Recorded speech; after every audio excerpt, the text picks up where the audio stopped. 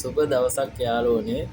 ඔන්න ඉතින් අද මම වැඩට එන්න හදනකොට අපේ ගෙදරින් කිව්වා අපේ ගෙදර ලිවිං රූම් එකේ එක් බල්බ් එකක් නිමි නිමි දැල් වෙනවා කියලා.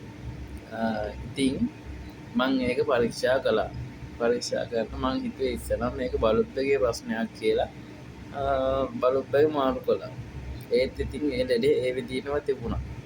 ඊට පස්සේ ඉතින් මං හිතුවා මෙතන හෝල්ඩරේ ප්‍රශ්නයක් වෙන්න ඇති. එතන බල්බ් නිතර මාරු කරනවා. එතකොට මොකක් හරි උනේ වයර් ලොස් කියලා ෂණයක්වත් තිබිලා මේක හරියට වැඩ කරන්නේ නැද්ද නැත්නම් හෝල්ඩරේ සමහරවල්ලාට ඩැමේජ් වෙනවා බල්බ් එක නිතර අපි පිච්චෙනකොට මාරු කරන නින්දා. ඉතින් හෝල්ඩරේ ගලවලා බැලුවා. එතන කිසි අවුලක් තිබුණ නැහැ. ඊට පස්සේ මට හිතුණා ස්විච් එකේ වෙන්නේ නැති අවුල තියෙන්නේ කියලා. මං ඉතින් ස්විච් එක ගලවලා පරීක්ෂා කරන්න පටන් ගත්තා.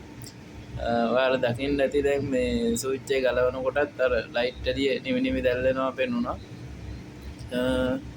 ඉතින් ස්විච් එක ගලවලා බලනකොට එතන තිබුණේ ඉතින් වයර් එකක් ගැලවිලා ඇතුලේ. ඒකේ අන්තම් හිටලා තියෙනවා මේ ටර්මිනල් එකට. ඒකෙන් තමයි ඉතින් නිමි නිමි පත් වෙලා තියෙන්නේ. ඒ ස්විච් එක දාන්නලා නිකන් අර පොඩ්ඩක් එතන හෙල්ලෙනවනේ. එතකොට තමයි එතන කන්ටැක්ට් වෙලා ඒ බල්බ් එක දැල් වෙලා තියෙන්නේ. මටත් හිතා ගන්න බෑ ඉතින් ඒක එහෙම උනේ කොහොමද කියලා. 18කටත් වැඩි මං හිතන්නේ වයරින් කරලා එච්චර කාලයකට කිසිම ගැටලුවක් තිබුණ නැහැ. ඊයේ පෙරේද වගේ තමයි නිමි නිමි දැල් වෙන ප්‍රශ්නේ ඇවිල්ලා තිබුණේ. ඉතින් ඔයාලා ගෙවල්ලත් මේ වගේ මොන හරි දෝෂ තියෙනවා නම් මට කතා කරන්න කෝල් එකක් ගන්න නැත්නම් WhatsApp එකට මැසේජ් එකක් දාන්න නිරාකරණය කරලා දෙන්න පුළුවන්.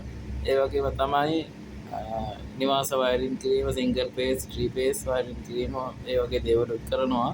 ඊට අමතරව CCTV මෝටර් කන්ට්‍රෝල් සිස්ටම් වගේ දේවලුත් අපි කරනවා.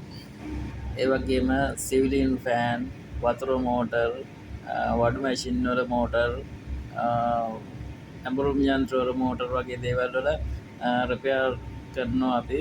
ඒවැ පාලන පරිපථවල දෝෂ තිබුණොත් ඒවා නිරාකරණය කරලා දෙනවා. මෙවැනි ඕනෑම විදුලි කාර්මික කටයුතු සඳහා අපිව සම්බන්ධ කරගන්න.